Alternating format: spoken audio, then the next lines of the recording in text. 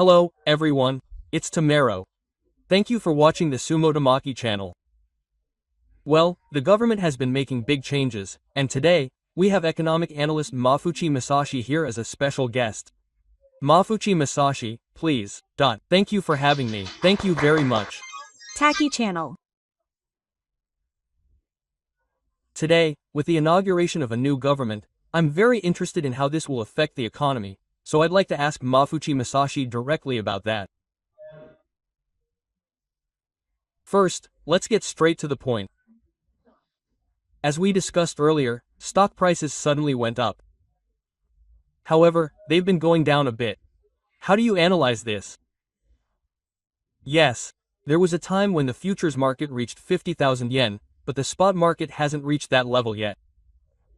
Well, it's still a little too high, so it's been going up at a rapid pace, so profit-taking selling is starting to appear, so let's take a moment to pause. However, if we look at the long term, the EPS per share of Japanese stocks has now risen to the 2,600 yen range, so if it continues to rise to 2,700, stock prices are expected to head upward, and the stock market may recover. Also, specifically, it's still unclear whether the coalition government will really be able to carry out its duties smoothly, and there is some uncertainty, so there is a possibility that profit-taking will occur. What do you think the stock price will be at the end of the year? I think it will be around 50,000 yen. Yes, yeah. Well, I'm a politician, so I don't comment on stock prices, but I think it will be around 50,000 yen. Yes. On the other hand, there's talk of a turmoil shock. So what do you think will be the impact on long-term interest rates and the like? The international interest rate on the day of the inauguration was around 1.66%, and it hasn't moved much. So, I think that it is recognized that overseas investment is also gaining recognition, so for now I don't see it as fiscal expansion. And it is about promoting growth. Also, the IMF and OECD have already revised their view that fiscal expansion equals bad and accelerates inflation. Globally, that view has been revised in global standards, so the idea that if money is used appropriately, economic growth can be achieved while suppressing inflation has become the global standard. So I think that Mr. Takaichi will incorporate that into his policies.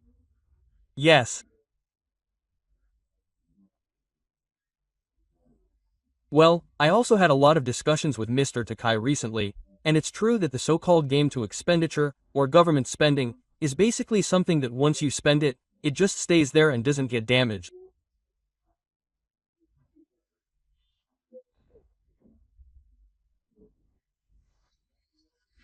However, I really felt that there was a need to strategically increase investment spending, or productive government spending, or productive game to expenditure.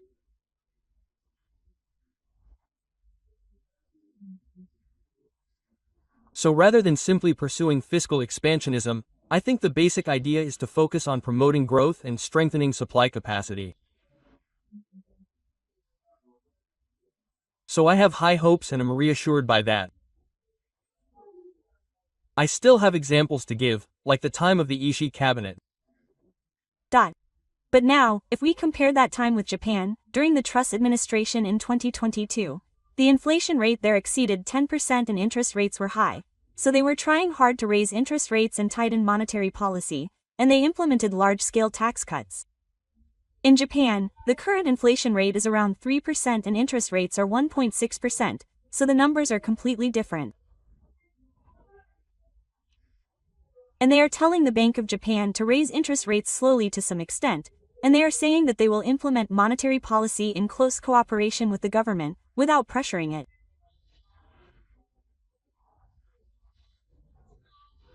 So I think that the argument that Japan will end up like the UK, which implemented a shaky policy, is a bit off. I'm sometimes told the same thing. Oh, regarding Tasaka. It's like if Tasaka becomes the administration, it will be difficult. Yes, well, that's what I was told, so it's fine for the time being since it won't happen. But I think it's a bit of a problem when people say it's too much of a fiscal mantra. How should I put it? From the perspective of someone who puts a lot of thought into communicating various things and creating policies. Yeah, I feel like they should look at it a little more carefully. I see. So, I brought up how people-led politics is perceived overseas.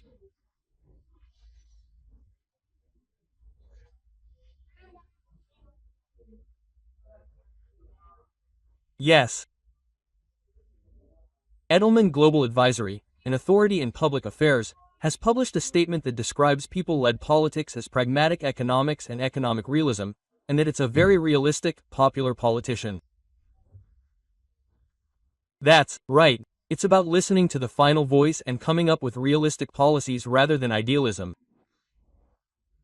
Well, that's my really popular policy. For some reason, they're implementing policies that many people really want. But they're realistic and pragmatic. So I think that pragmatic economics is exactly the economic policy of the Democratic Party of Japan. That's right, I appreciate it. Oh, there aren't many places that do this kind of analysis, but it's really great that you're providing this kind of background. Yeah, so this was an analysis of Japan after the House of Councilors election, and it showed that the pro-government party and the People's Party really showed up, and both parties responded to dissatisfaction with the existing situation. But in terms of how they responded, the pro-government party appealed to nationalism, while the People's Party responded with realism, or pragmatic economics. There are two differences between them. I'd like to see this kind of analysis in the Japanese media. That's why I brought it to Tamaki channel. This has a big influence. No, thank you, Edelman. Yeah, that's true. On the other hand, Prime Minister Takaichi was elected this time, so I brought you some information about how Takaichi was reported in October. And this is hardline conservative. Yeah. Well, strong conservative. This is Time City. Yes, Reuters seems to have a very bad image of Japan when it comes to conservative nationalists, but when combined with conservative, the English meaning is not so much about the national traditions, security, and cultural identity of politicians, but rather about politicians who protect the country's traditions, security, and cultural identity. That's how Mr. Takai expressed it. I see. Yes. And the Japan Stone Association, this is a libertarian liberalism, or so the Time magazine said.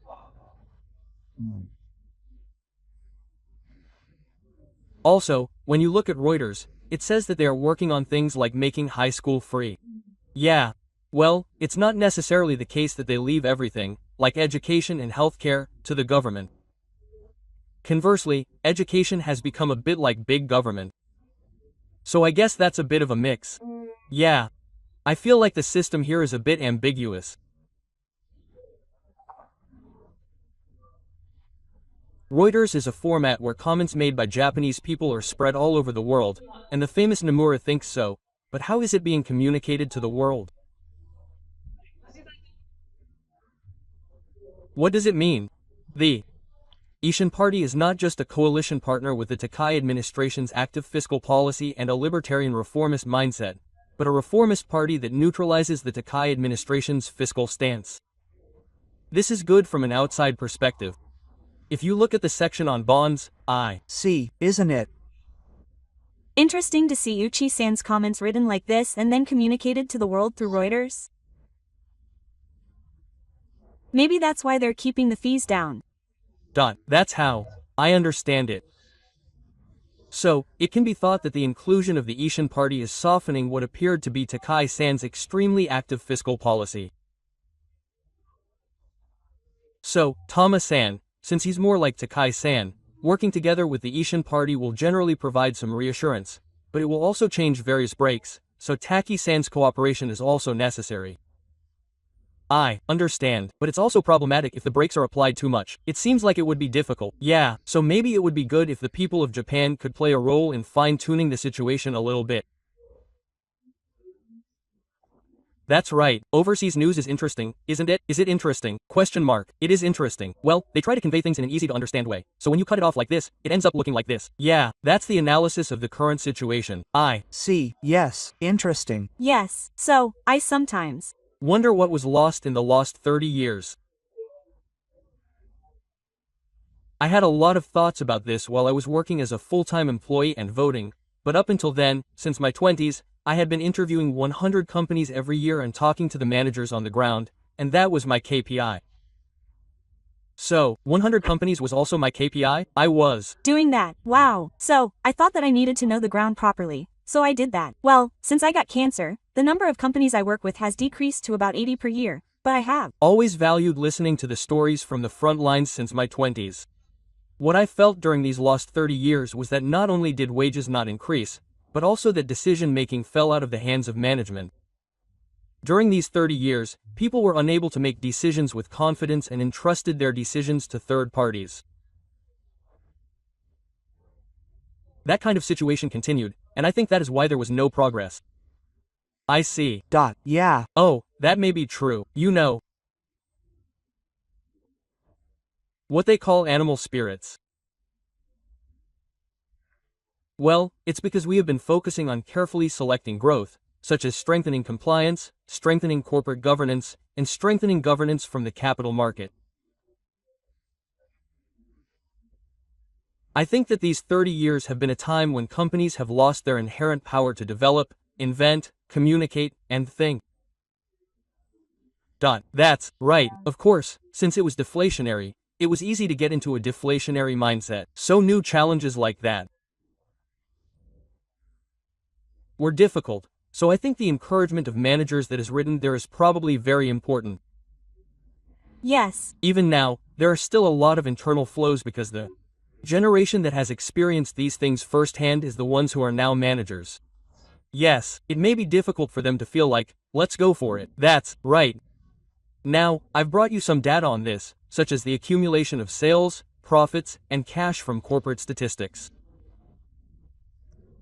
The Japanese people's love for Kahei is strong, and if you look at sales, they've been flat for the past 30 years. However, profits have tripled since Abenomics, so they've been cutting costs and providing products at lower prices, and some of that happiness is being reflected in their salaries. However, companies that can make money can only trust cash, and since the Japanese economy is not growing at all, they're just hoarding cash, which results in an internal flow of 300 trillion yen in cash. Now, here we are.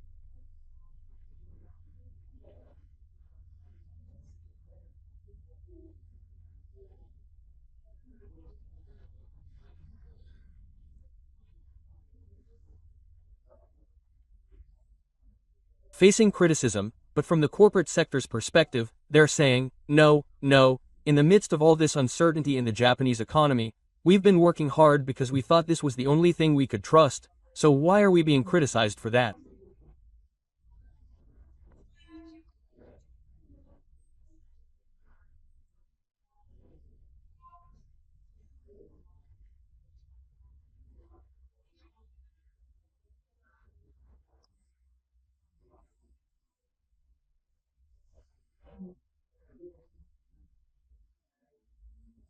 There are some people on the ground who are saying, no, the idea is to make the balance positive, and that's how the money is used, but if possible, we would like it to be used to increase salaries, and if investment is to be made, it should be domestic investment, so we would like to encourage it.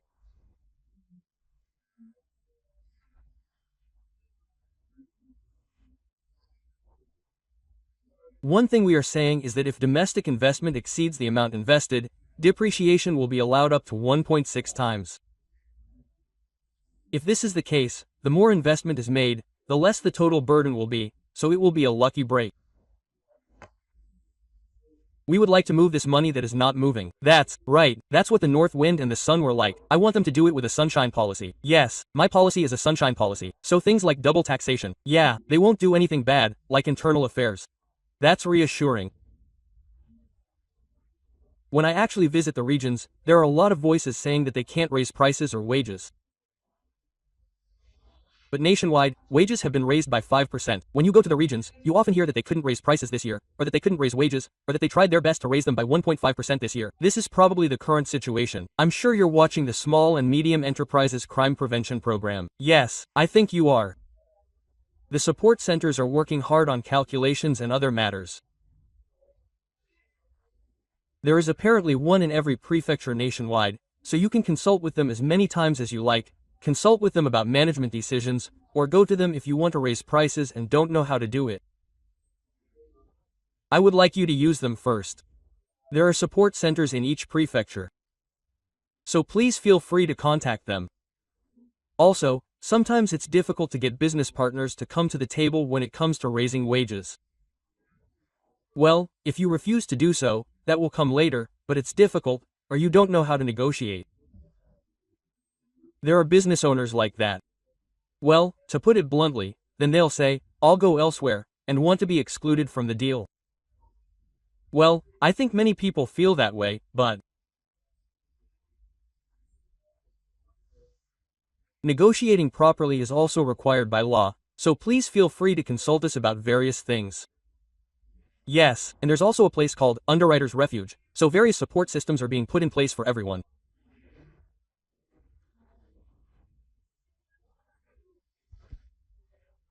And then, when it comes to what to do specifically, there's an Excel tool created by Saitama Governor Ono that's useful for price negotiations. Yes, it's well made.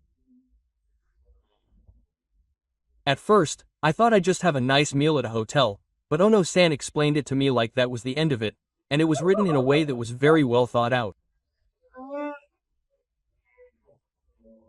The prefecture, its various economic organizations, labor unions, and even the national government all work together. Since it's a tool we created together, I think it's very good. Yes. You see, this is why everyone can download it, select the industry that suits them, and from the various price ranges within that, just click and choose. For example, if you take something like this to price negotiations, it will be a fair price negotiation, and companies that don't agree will have their names made public. It's tough, but can you somehow get a price increase? It's difficult right now, but if you negotiate with data as a basis, you'll be stronger. So I hope you'll make use of something like this. Yes, I think it's the same as in government offices, but in procurement departments, if you procure as cheaply as possible, you'll get promoted. And if you raise the price, you might get asked to raise the price in return. But when they explained this to their superiors, it's gone up by 60%, so we went to the supplier, but let's include it here. It's also an explanation tool, the other party type. Yeah, so it's very important to do things based on data like this. Yeah. And these two Excel tools are from Saitama Prefecture, but they're used nationwide now, so they're relevant to everyone, so I'd like everyone to use them. The second tool is called a profit and loss simulator, and it can simulate how much your deficit will increase if you don't change your prices from now on. On the other hand, it gives you a vision of how much profit you can make in the next 5 years if you change your prices, so I think these things can also be useful for negotiations, so I'd like you to use them. But Excel is a bit difficult to use. Generally speaking, that's why there's a support center. When I asked about calculations the other day, there are many examples of cases in Kyoto Prefecture where companies received annual support from the coordinator of this support center, and they were able to properly calculate depreciation and raise prices. I received this. It's also available online. It was announced in April, and it includes many successful examples of price initiatives. I'm currently talking about these here, but I'll only mention one today. Using Excel, if it's difficult to do it yourself, they were able to get support from the support center, and after scientific negotiations, they were able to raise prices. This is also a case. Yes. Automobile industry. Yes, reaction body. Reaction body. In the manufacturing industry. Yes, there's a lot of data from other industries and sciences, so it's a great learning experience. After all, if you don't convert prices, you won't be able to raise wages, so this kind of approach is also important for raising wages. In any industry, current wages are rising, so I think it is essential to adjust them appropriately. I would like you to utilize this kind of thing for raising wages. That's right. So, we are thinking every day about what we can do to ensure that small and medium-sized enterprises can secure profits, and we are accumulating various practical examples. Yes. Finally, I would like to ask you about this instruction to relax regulations on working hours. Among the instructions, yes. The instructions issued to the Ministry of Health, Labor and Welfare called for the relaxation of regulations on working hours, but labor unions strongly opposed this. Yes. What do you think? Well, we have been promoting work style reform for a while now, and I myself have actually been thinking recently from the perspective of the employee, not the employer, that I would like to work a little more, but I have been turning off the lights and going outside to work at Starbucks. Also, I have to make up for the reduced overtime, so I am doing 2 or 3 jobs at a time. There are cases where the total hours increase. Well, legally, it is necessary to manage all of the employees, but it is difficult to do so. Also, there are cases where the consent of the employee is obtained or certain conditions are met, so there is a discussion about whether this can be relaxed a little. Well, there is also a provision for review every 5 years, so I think it is necessary to thoroughly examine what has actually been done. Yes, in fact, when I see and hear various things on the job, people say that the workplace is too white and there are no opportunities to learn and grow, so they want to change jobs to a more strict workplace. Actually, this is surprisingly common. Is it true that there are so many of them these days? Yes. It seems that young people want to learn and have opportunities to grow. Now, I have some data. The potential growth rate. I brought it today to show which fields contribute to this. The bars and lines represent negative contributions, and the blue part represents working hours. After 2020, if we break down these various factors, productivity, capital input, the number of trainees, and working hours are all factors in the potential growth rate, but they are negative. In other words, working hours. Is this the biggest negative factor? Yes. It has been negative since 2020. The number of trainees has increased. The number of trainees is increasing. They are working. The employment rate is like this, but the data shows that the decrease in working hours is lowering the potential growth rate of Japan as a whole. So, there are factors in growth, such as labor input and capital input. Capital is the amount of capital input, and how well it is used, which is called productivity. This is written as total factor productivity, TFP, but the orange it comes up in this section. And within that, this labor input, well, qualitatively speaking, is not simply an increase in hours, but also, considering the quality of the work, the hours are decreasing. So, among the growth factors, labor input is decreasing in terms of hours, so that is coming out as a negative growth factor. That's right. So, in a situation where Japan's potential growth rate is less than 1%, and working hours are minus 0.5 points, conversely, if there were no decrease in working hours, the potential growth rate would be around 1.5. That's possible. Well, it may just disappear and become 0, but first, we should at least try to turn this into a positive.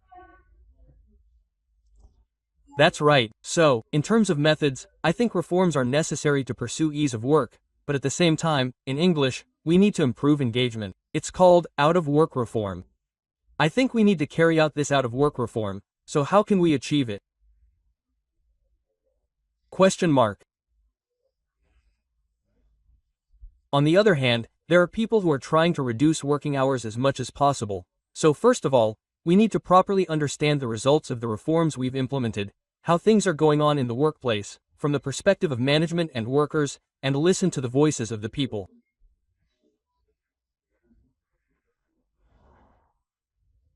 There are a wide range of policies, but I think the people-centered part is what the ruling party will be asked to do, so please do your best.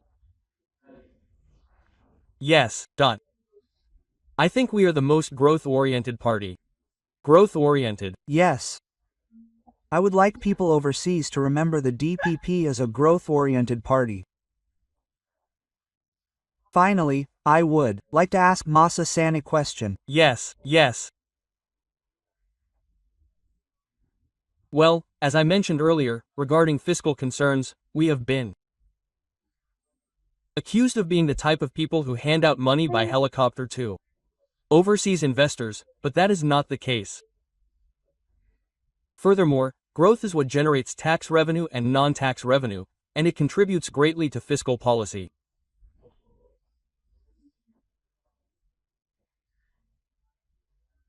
I think we need to look at this more objectively, as was reported in overseas news earlier. Could you please comment on the idea that the Democratic Party for the People is synonymous with fiscal expansion? Question mark. Mr. Taki, you have been paying close attention to fiscal resources, and Japan's finances are improving significantly. The overall debt balance is decreasing, and the net debt is also decreasing, so the finances are improving significantly. However, which indicators to use depends on your position, so you are running through about 3. The question is whether to use the prefectural debt balance, net debt, or repayment expenses as a percentage of GDP. If we look at repayment expenses as a percentage of GDP, they are about 0.3 to 0.5%, so Japan is pretty much fine.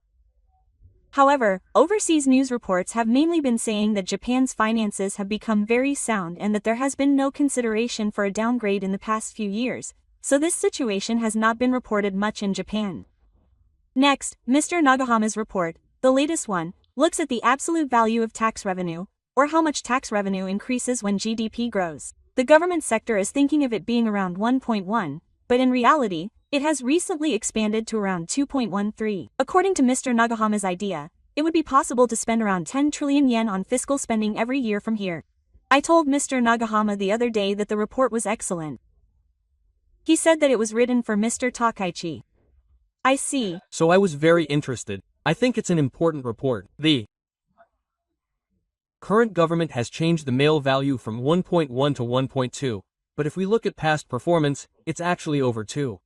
Also, if we look at the fiscal assets released twice a year by the Cabinet Office, even with a conservative estimate of a relatively low growth rate, called a past projection, the primary balance will be in surplus by 4 trillion yen from next year. Furthermore, in the growth transition case, the primary balance will be around 10 trillion yen by around 2030. In that sense, I agree with Mr. Nagahama's point that there is a possibility of fiscal spending of around 10 trillion yen. So, while preventing the deterioration of the fiscal situation and reducing the ratio of accumulated debt to GDP, fiscal surplus will increase by at least a single-digit yen. So how will we use that to promote growth or return it to households struggling with inflation? This is where the skill of the politician comes in. I think it's a chance to show that, and we haven't been able to implement such policies until now, but now that Mr. Taka has taken over, it may be the role of the Ishin party to push for it, but if it starts to decline a little, I think it's the role of the people to push for it, so I would like to continue to fulfill that role. All 3 parties are very important, and although we are a bit far from Nagatacho, from my perspective, I think they are all really thinking about the Japanese economy and the people, so I hope they all do their best. Thank you very much. I would like to continue to firmly promote the growth mindset of professional business. Tamaki Channel. Today, we have economic analyst Mafuchiko here with us. Thank you very much. Thank you very much. Please subscribe to the Tamaki channel.